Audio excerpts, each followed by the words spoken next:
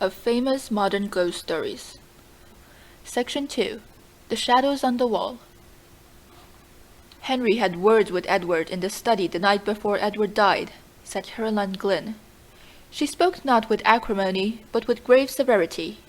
Rebecca Ann Glynn gasped by way of assent. She sat in a wide flounce of black silk in the corner of the sofa, and rolled terrified eyes from her sister Caroline to her sister Mrs. Stephen Brigham, who had been Emma Glynn, the one beauty of the family. The latter was beautiful still, with a large, splendid, full-blown beauty. She filled a great rocking-chair with her superb bulk of femininity, and swayed gently back and forth, her black silks whispering and her black frills fluttering. Even the shock of death, for her brother Edward lay dead in the house, could not disturb her outward serenity of demeanour. But even her expression of masterly placidity changed before her sister Caroline's announcement, and her sister Rebecca Ann's gasp of terror and distress in response. "I think Henry might have controlled his temper when poor Edward was so near his end," she said, with an asperity which disturbed slightly the roseate curves of her beautiful mouth. "Of course he did not know," murmured Rebecca Ann in a faint tone. "Of course he did not know it," said Caroline quickly. She turned on her sister with a strange, sharp look of suspicion. Then she shrank, as if from the other's possible answer. Rebecca gasped again. The married sister, Mrs. Emma Brigham, was now sitting up straight in her chair. She had ceased rocking, and was eyeing them both intently with a sudden accentuation of family likeness in her face. "What do you mean?" said she impartially to them both. Then she, too, seemed to shrink before a possible answer. She even laughed an evasive sort of laugh. "Nobody means anything," said Caroline firmly. She rose and crossed the room toward the door with grim decisiveness. "Where are you going?" asked Mrs. Brigham. "I have something to see to," replied Caroline, and the others at once knew by her tone that she had some solemn and sad duty to perform in the chamber of death. "Oh," said Mrs. Brigham. After the door had closed behind Caroline, she turned to Rebecca. "Did Henry have many words with him?" she asked. "They were talking very loud," replied Rebecca evasively. Mrs. Brigham looked at her. She had not resumed rocking. She still sat up straight, with a slight knitting of intensity in her fair forehead, between the pretty rippling curves of her auburn hair. "Did you ever hear anything?" she asked in a low voice with a glance toward the door. "I was just across the hall in the south parlour, and that door was open and this door ajar," replied Rebecca with a slight flush.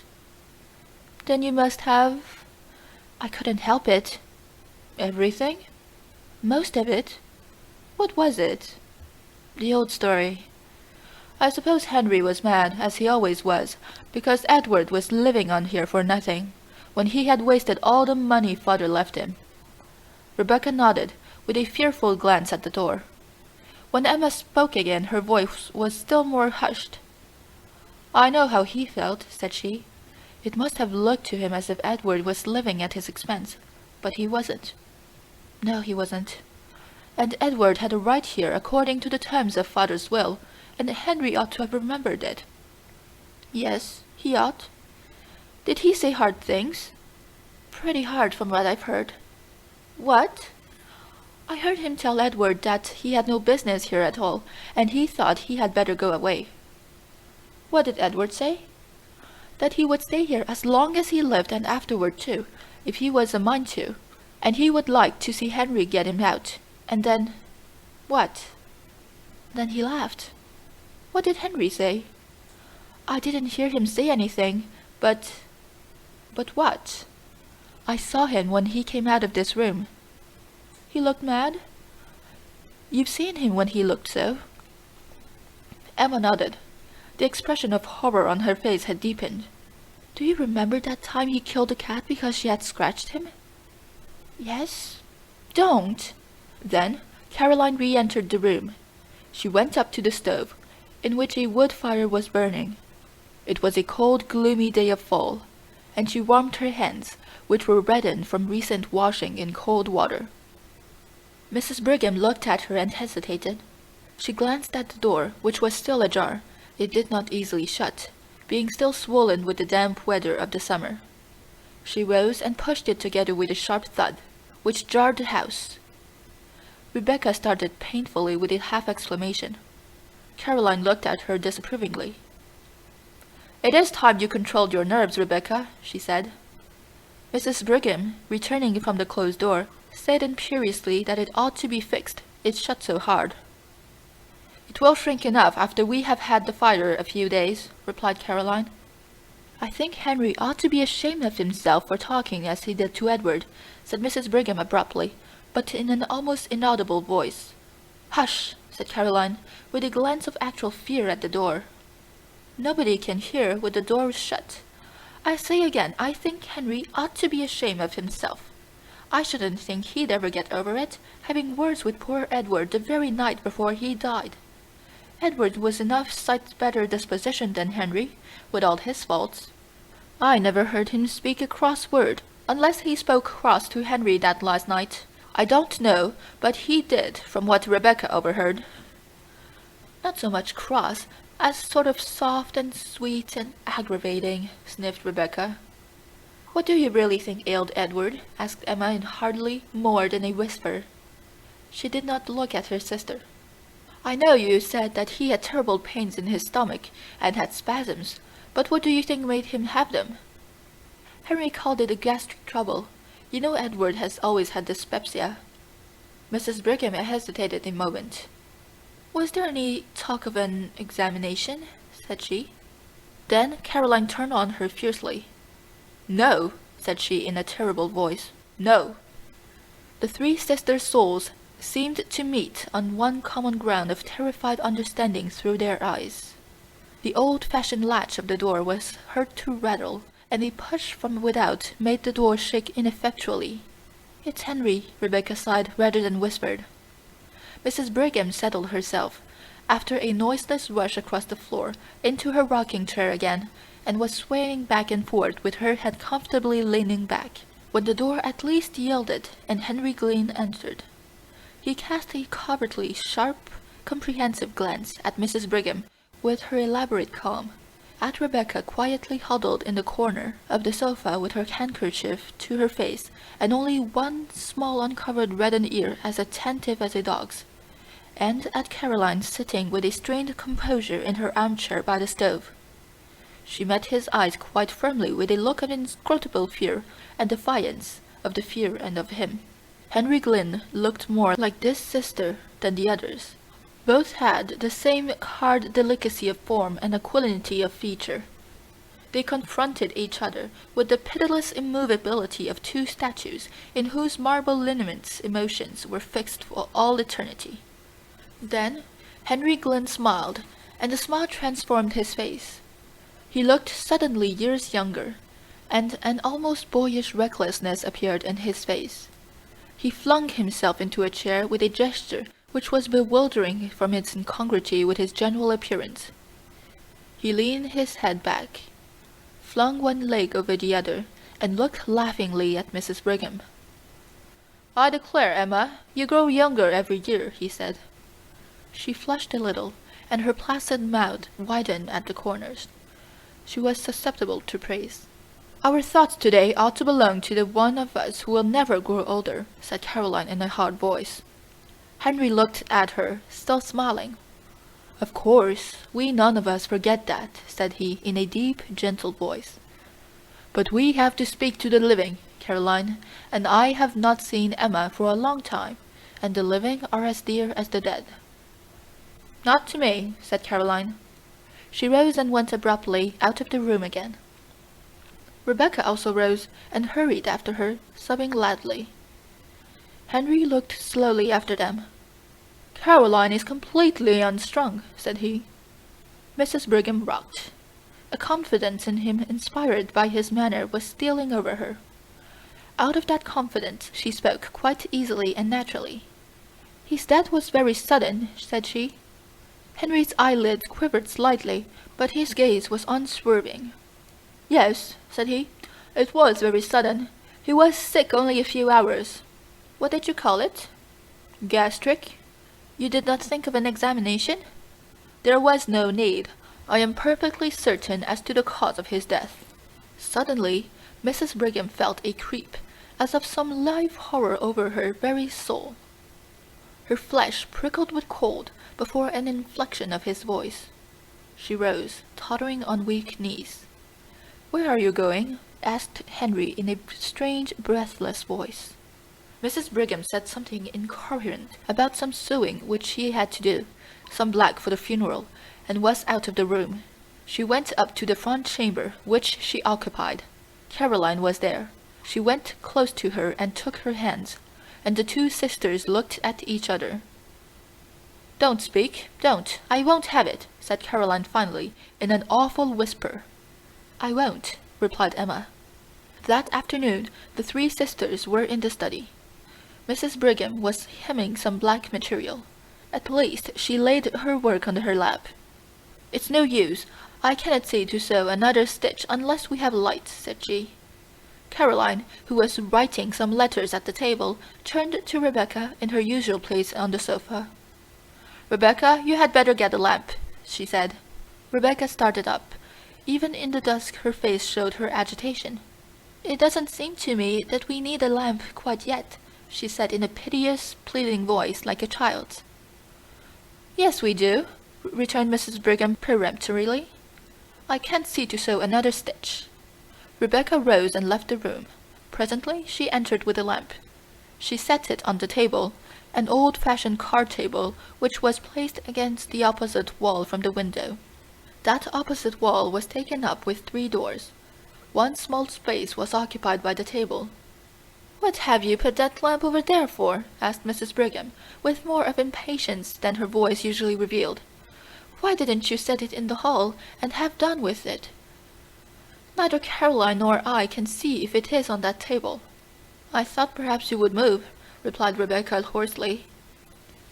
"If I do move, we can't both sit at that table. Caroline has her paper all spread around. Why don't you set the lamp on the study table in the middle of the room, then we can both see?" Rebecca hesitated.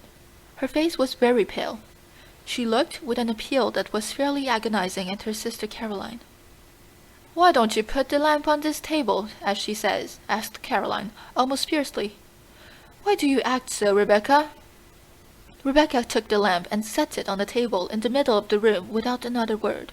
Then she seated herself on the sofa and placed a hand over her eyes, as if to shade them, and remained so. "Does the light hurt your eyes, and is that the reason why you don't want the lamp?" asked Mrs. Brigham kindly. "I always like to sit in the dark," replied Rebecca chokingly. Then she snatched her handkerchief hastily from her pocket and began to weep. Caroline continued to write, Mrs. Brigham to sew. Suddenly Mrs. Brigham, as she sewed, glanced at the opposite wall.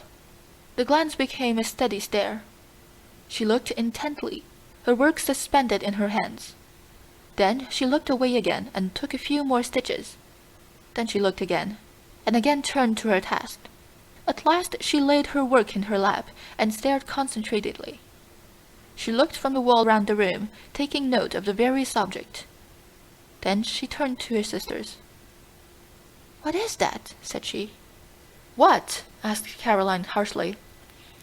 "That strange shadow on the wall," replied Mrs. Brigham. Rebecca sat with her face hidden.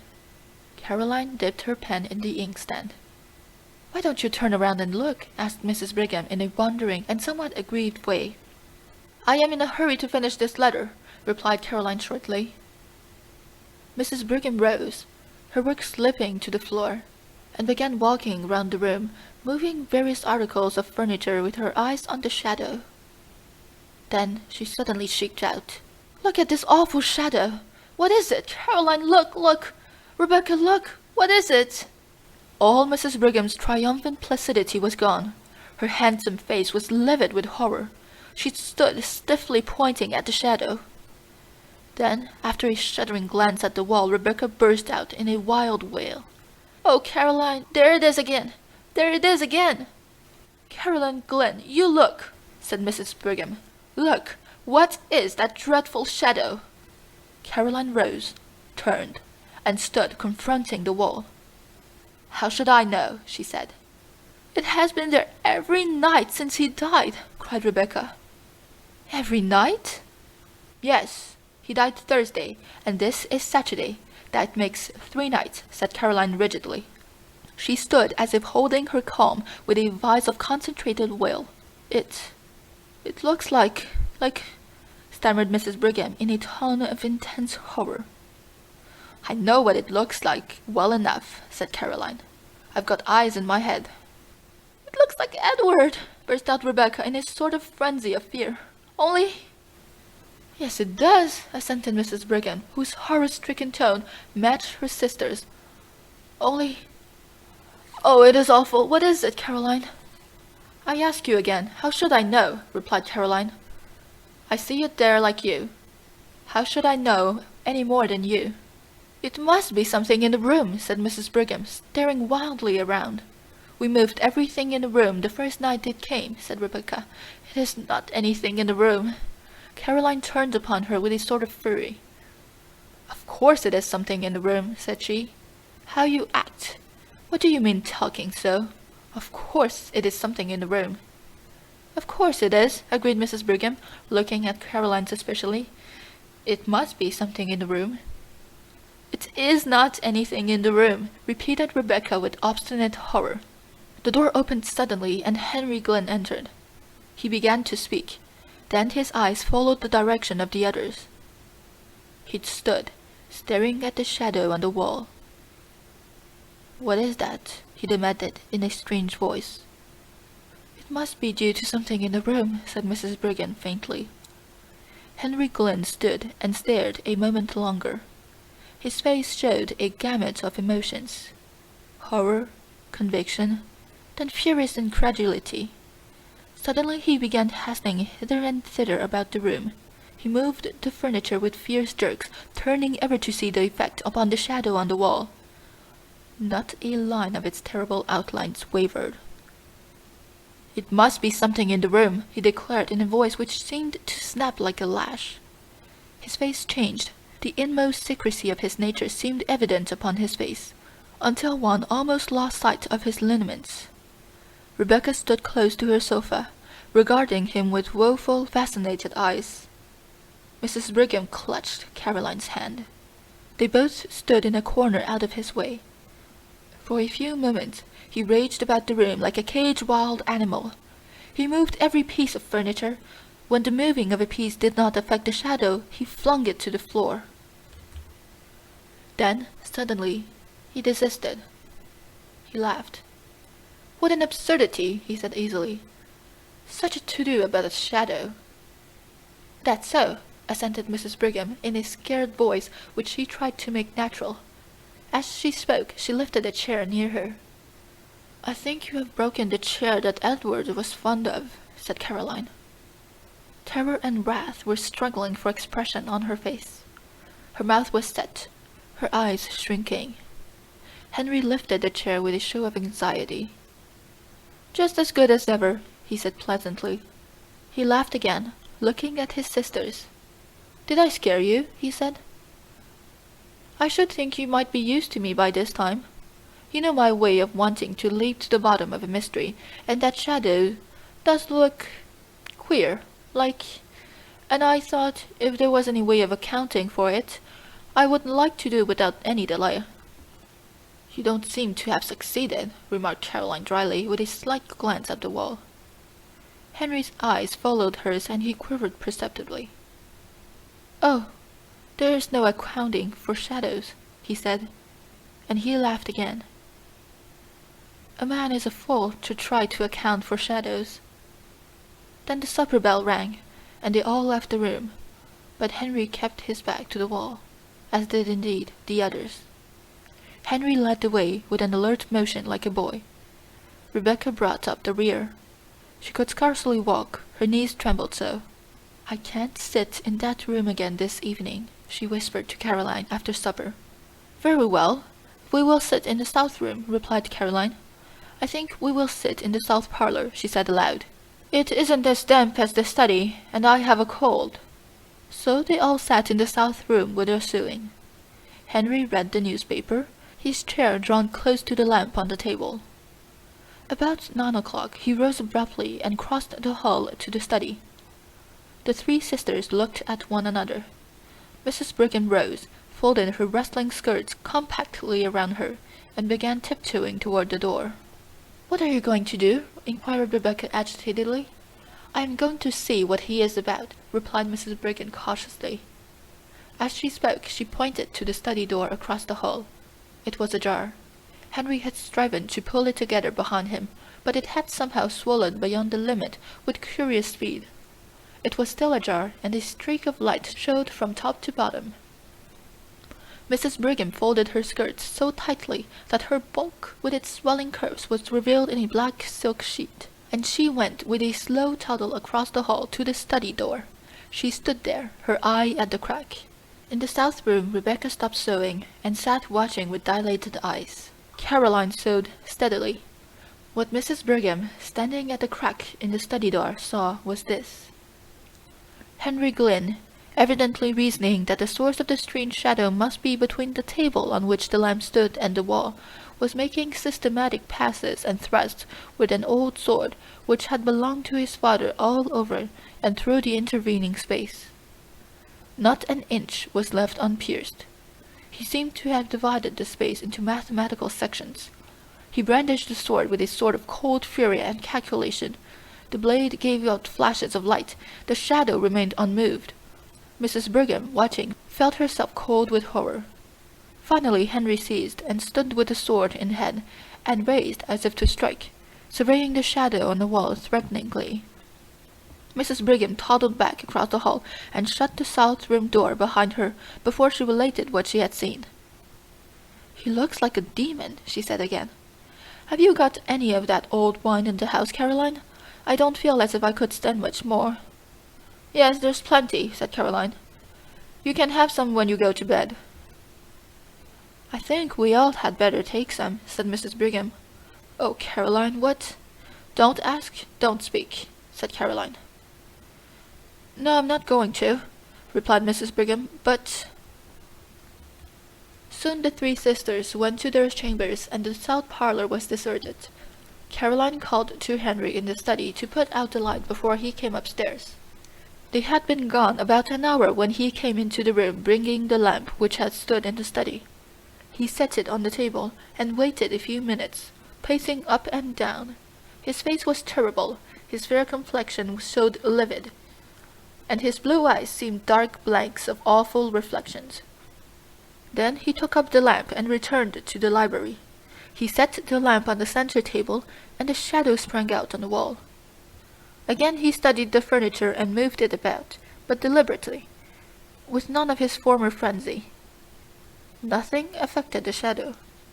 Then he returned to the south room with the lamp and again waited. Again he returned to the study and placed the lamp on the table, and the shadow sprang out upon the wall. It was midnight before he went upstairs. Mrs. Brigham and the other sisters, who could not sleep, heard him. The next day was the funeral. That evening the family sat in the south room. Some relatives were with them. Nobody entered the study until Henry carried a lamp in there, after the others had retired for the night. He saw again the shadow on the wall leapt to an awful life before the light. The next morning at breakfast Henry Glynn announced that he had to go to the city for 3 days. The sister looked at him with surprise. He very seldom left the house, and just now his practice had been neglected on account of Edward's death. "How can you leave your patients now?" asked Mrs. Brigham wonderingly. "I don't know how to, but there is no other way," replied Henry easily. "I have had a telegram from Dr. Mitford." "Consultation?" inquired Mrs. Brigham. "I have business," replied Henry. Dr. Mitford was an old classmate of his, who lived in a neighbouring city and who occasionally called upon him in the case of a consultation. After he had gone, Mrs. Brigham said to Caroline that, after all, Henry had not said that he was going to consult with Dr. Mitford, and she thought it very strange. "Everything is very strange," said Rebecca with a shudder. "What do you mean?" inquired Caroline. "Nothing," replied Rebecca. Nobody entered the study that day, nor the next. The third day Henry was expected home, but he did not arrive, and the last train from the city had come. "I call it pretty queer work," said Mrs. Brigham. "The idea of a doctor leaving his patients at such a time as this, and the idea of a consultation lasting 3 days. There is no sense in it, and now he has not come. I don't understand it, for my part." "I don't either," said Rebecca. They were all in the south parlor. There was no light in the study. The door was ajar. Presently Mrs. Brigham rose. She could not have told why. Something seemed to impel her, some will outside her own. She went out of the room, again wrapping her rustling skirts around her that she might pass noiselessly, and began pushing at the swollen door of the study. "She has not got any lamp," said Rebecca in a shaking voice. Caroline, who was writing letters, rose again, took the only remaining lamp in the room, and followed her sister. Rebecca had risen, but she stood trembling, not venturing to follow. The door-bell rang, but the others did not hear it. It was on the south door, on the other side of the house from the study. Rebecca, after hesitating until the bell rang the second time, went to the door. She remembered that the servants were out. Caroline and her sister Emma entered the study. Caroline set the lamp on the table. They looked at the wall, and there were 2 shadows. The sisters stood clutching each other, staring at the awful things on the wall. Then Rebecca came in, staggering, with a telegram in her hand. "Here is a telegram," she gasped. "Henry is dead." End of The Shadow on the Wall. End of Section 2 of Famous Modern Ghost Stories.